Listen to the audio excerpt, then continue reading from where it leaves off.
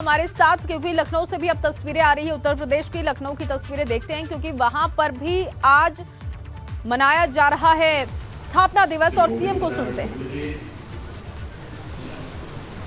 प्रदेश महामंत्री श्री अरूप गुप्ता जी, प्रदेश सरकार के मेरे सभी सहयोगी मंत्रीगण, पूर्व मंत्री डॉक्टर महेंद्र सिंह जी, महापौर श्रीमती संयुक्ता भाटिया जी, भारतीय जनता पार्टी के सभी पदाधिकारीगण और उपस्थित भाइयों बहनों, दुनिया के सबसे बड़े राजनीतिक दल के रूप में भारतीय जनता पार्टी के प्रति हम सबका जुड़ाव, हम सबको न केवल अपने राष्ट्र निष्ठा बल्कि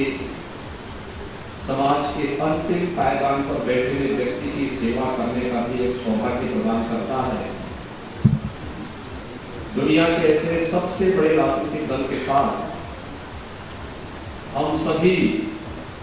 जुड़ करके अपने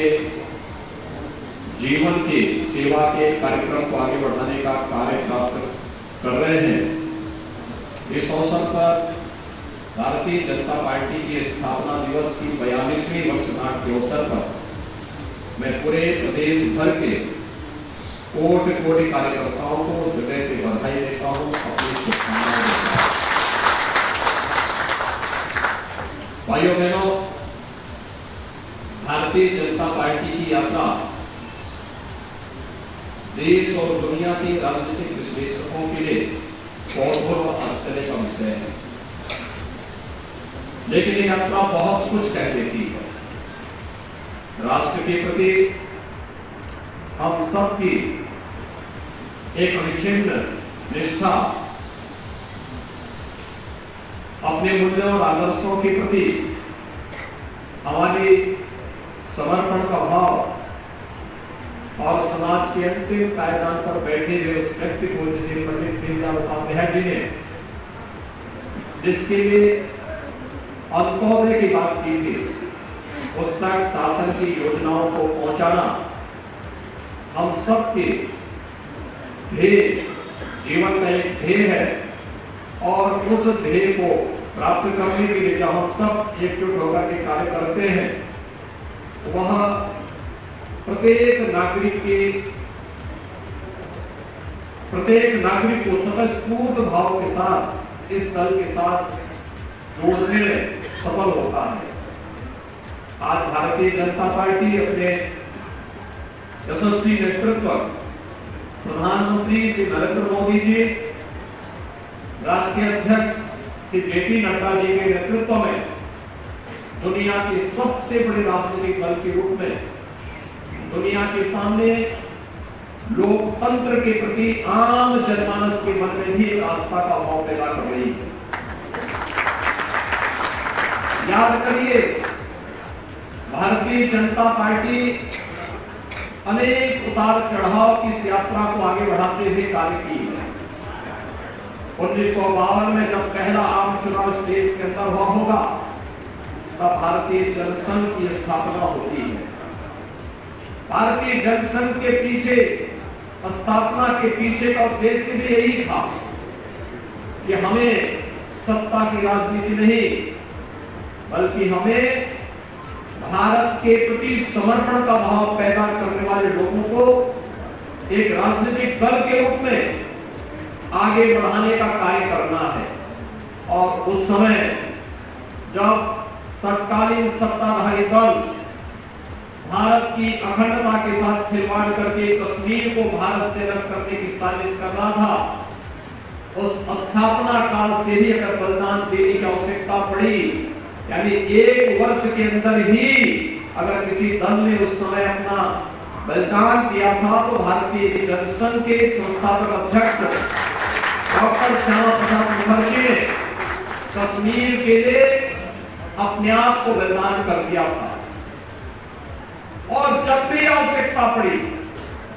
इस देश के अंदर आजादी का के बाद का सबसे बड़ा सांस्कृतिक आंदोलन श्री राम जन्मभूमि के प्रति भारतीय जनता पार्टी की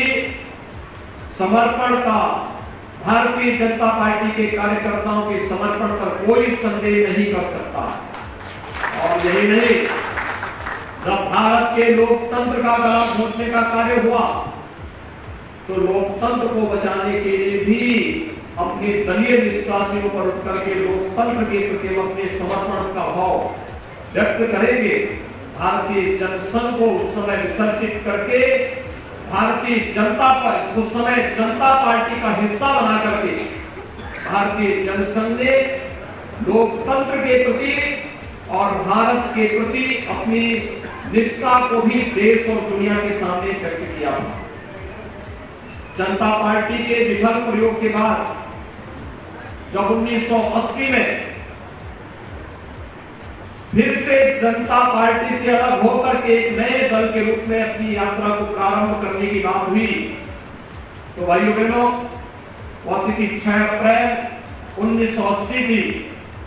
जब भारतीय जनता पार्टी के रूप में इस एक दल का गठन होता है। और उस समय स्वर्गीय अटल बिहारी वाजपेयी जी,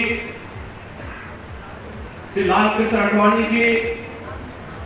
और भारतीय जनता पार्टी के उस समय के उन सभी महापुरुषों ने इस नए दल को देश की भावनाओं का प्रतिनिधित्व करने वाले दल के रूप में स्थापित करने का जो संकल्प लिया था, आज आप देख रहे होंगे कि भारत के कोटि कोटि नागरिकों की श्रद्धा और आस्था का केंद्र बिंदु भारतीय जनता पार्टी बना हुआ और दुनिया के अंदर एक आश्चर्य कौतूहल का विषय भी बना। देश के यशस्वी प्रधानमंत्री श्री नरेंद्र मोदी जी के नेतृत्व में जब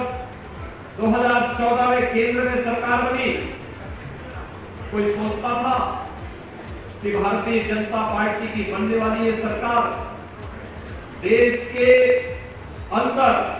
व्यापक जन समर्थन को अपने साथ जोड़ने में सफल होगी और उन भावनाओं का जो सपना 5 दशक पहले पंडित दीनदयाल उपाध्याय जी ने देखा था, उस सपने को एक एक करके साकार करती भी यह मोदी सरकार उन्हें साकार करती हुई दिखाई देगी। लेकिन आज सपना साकार हुआ जब आपने देखा होगा देश के अंदर इस सदी की सबसे बड़ी महामारी के दौरान आपने पूरे देश के अंदर इस बात को देखा है, 80 करोड़ लोगों को फ्री में राशन की सुविधा उपलब्ध करवाने का कार्य किसी ने किया तो मोदी सरकार ने किया। भाइयों बहनों, इस सदी की सबसे बड़ी महामारी के दौरान 135 करोड़ लोगों के जीवन को कैसे बचाया जाना चाहिए, दुनिया के अंदर कोरोना प्रबंधन का एक मॉडल प्रधानमंत्री मोदी जी के नेतृत्व में देश और दुनिया ने देखा है। फ्री में टेस्ट, फ्री में उपचार, फ्री में वैक्सीन, 185 करोड़ वैक्सीन की डोजेज अब तक देश के अंदर उपलब्ध कराई जा चुकी है। ये फ्री में है, जबकि दुनिया के अंदर इस वैक्सीन की भारी कीमत लोगों को चुकानी पड़ रही है। कोई सरकार फ्री में अपने लोगों को वैक्सीन नहीं दे रही है सिवाय भारत सरकार की, और 80 करोड़ लोगों को फ्री में राशन की सुविधा है। हर महामारी की अपनी एक जो सबसे खतरनाक उसका साइड इफेक्ट रहता था, वो रहता था कि बीमारी से जितनी मौतें होती थी उससे कई गुना मौतें भूख से होती थी। लेकिन पहली बार हुआ बीमारी से कम मौतें हो, हर एक जीवन की रक्षा करने का भरपूर प्रयास हो, लेकिन साथ साथ भूख से कोई मौत न हो, और इसके लिए फ्री में राशन की सुविधा उपलब्ध करवाने का कार्य आत्मनिर्भर भारत की परिकल्पना को साकार करने के लिए उठाए गए कदम आज नए भारत की नई तस्वीर हम सबके सामने प्रस्तुत करता है। आपने देखा होगा इससे पहले भी केवल कोरोना काल खंडित ही नहीं, 2014 के बाद पहली बार इस देश ने देखा है कैसे 12 करोड़ लोगों के घर में एक शौचालय बनता है, कैसे 3 करोड़ गरीबों के मकान बनते अपने सिर ढकने के लिए एक आवास उन्हें उपलब्ध करवाया जाता है, कैसे करोड़ों नौजवानों के लिए रोजगार की सुविधा के लिए प्रधानमंत्री मुद्रा योजना हो या फिर तमाम उस प्रकार की योजनाएं जो नौजवानों के हितों को आगे बढ़ाने का कार्य कर रहा हो, कैसे 12 करोड़ किसानों के लिए प्रधानमंत्री किसान सम्मान निधि के माध्यम से उनको कर्ज से मुक्त करने के प्रधानमंत्री मोदी जी के नेतृत्व में प्रधानमंत्री किसान सम्मान निधि की घोषणा होती है, कैसे आयुष्मान भारत के अंदर देश के अंदर 6 करोड़ गरीबों को, गरीब परिवारों को फ्री में स्वास्थ्य बीमा का कवर उपलब्ध करवाया जाता है। ये पहली बार हुआ है जब अंत्योदय समाज के अंतिम पायदान पर बैठा हुआ व्यक्ति की जाति देख करके नहीं, चेहरा देख करके नहीं, क्षेत्र और भाषा देख करके नहीं, बल्कि योजनाओं का लाभ उस तक पहुंचाने का कार्य भारतीय जनता पार्टी के यशस्वी नेतृत्व के माध्यम से देश के अंदर दिया जा रहा है। और वह देश के अंदर का है। राष्ट्रीय सुरक्षा के मोर्चे पर भी कैसे हमें अपने देश के दोस्त के साथ हमारा क्या व्यवहार होगा और दुश्मन के साथ भी हमारा क्या व्यवहार होगा, वह भी आपने पहली बार देश के नेतृत्व की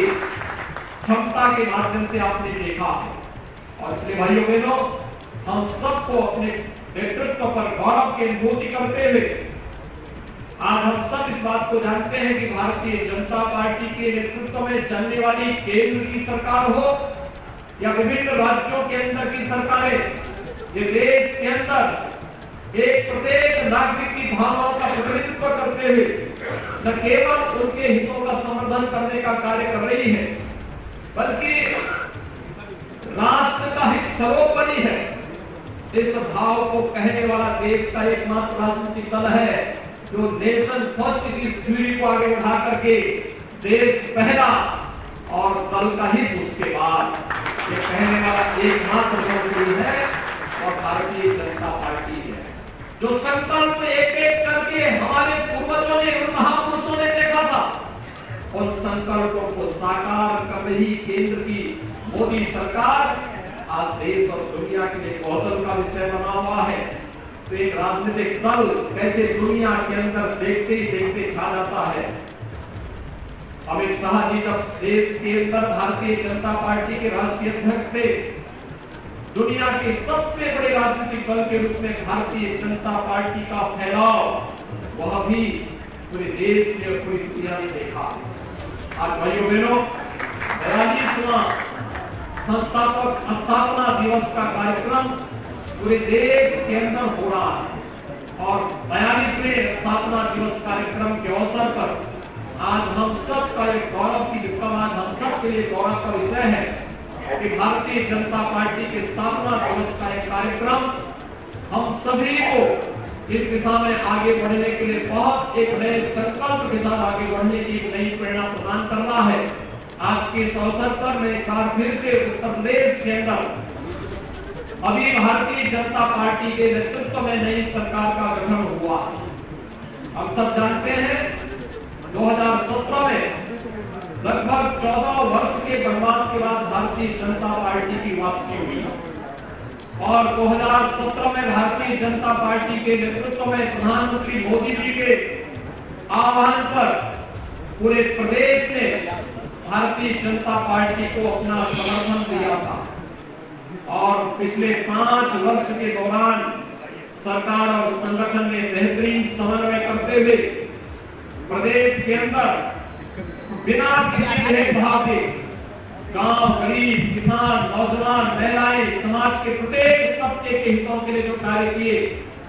एक बार फिर से 2022 के विधानसभा चुनाव में प्रधानमंत्री मोदी जी के नेतृत्व में, उनके मार्गदर्शन में फिर से उत्तर प्रदेश की जनता जनार्दन ने 2/3 से भी बहुमत के साथ भारतीय जनता पार्टी के नेतृत्व में फिर से प्रदेश हम लोग अपना 42वां स्थापना दिवस पार्टी का यहाँ पर मना रहे हैं, ये स्वाभाविक रूप से हमारे लिए और भी सौभाग्य की बात है कि जन आकांक्षाओं की पूर्ति का प्रत्येक नागरिक हमसे अपेक्षा रखता है, उन अपेक्षाओं पर खरा उतरने के लिए हम सबको प्रत्येक दिन एक नई परीक्षा के दौर से गुजरने के लिए अपने आप को तैयार करना होगा। अनेक मॉडल इस दौरान उत्तर प्रदेश ने दिए, चाहे उत्तर प्रदेश के अंदर 43.5 लाख गरीबों को एक आवास उपलब्ध करवाने का कार्य रहा हो, चाहे वह 2 करोड़ 61 लाख गरीबों को एक शौचालय उपलब्ध करवाने का कार्य रहा हो, 15 करोड़ प्रदेश के गरीबों के लिए महीने में कोरोना कालखंड में 2 बार डबल इंजन की सरकार है, डबल डोज राशन की सुविधा उपलब्ध करवाने का कार्य हो, या फिर 5 लाख नौजवानों को सरकारी नौकरी उपलब्ध करवाने का कार्य पूरी ईमानदारी के साथ, पूरी प्रतिबद्धता के साथ इस कार्यक्रम को आगे बढ़ाने का कार्य भारतीय जनता पार्टी ने आगे किया। और आज इसीलिए आप जब हम लोग फिर से जन अपेक्षाओं पर खरा उतरने के लिए इस जनादेश के साथ जब हम 42वां स्थापना दिवस का कार्यक्रम मना रहे हैं, जो जनादेश भारतीय जनता पार्टी को उत्तर प्रदेश की जनता जनार्दन ने दिया है, उन अपेक्षाओं पर खरा उतरना हम सबके लिए आज की सबसे बड़ी चुनौती होगी। 42वें स्थापना दिवस के अवसर पर चुनाव के पूर्व हम लोगों ने एक लोक कल्याण संकल्प पत्र जारी किया था। उस लोक कल्याण संकल्प पत्र को एक मंत्र मान करके, इसके एक शब्द को मंत्र मान करके उन पर खरा उतरना,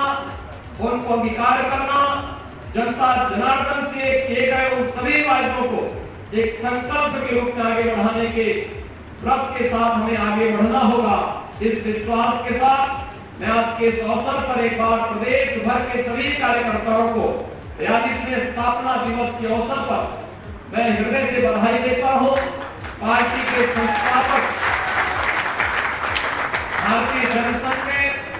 डॉक्टर श्यामा प्रसाद मुखर्जी, पंडित दीनदयाल उपाध्याय और भारतीय जनता पार्टी की स्थापना काल में ही भारतीय जनता पार्टी को एक नई दिशा देने वाले स्वर्गीय अटल बिहारी वाजपेयी जी समेत उन सभी महापुरुषों को जो आज भौतिक रूप से हमारे बीच नहीं, मैं इस अवसर पर विनम्र नमन करते हुए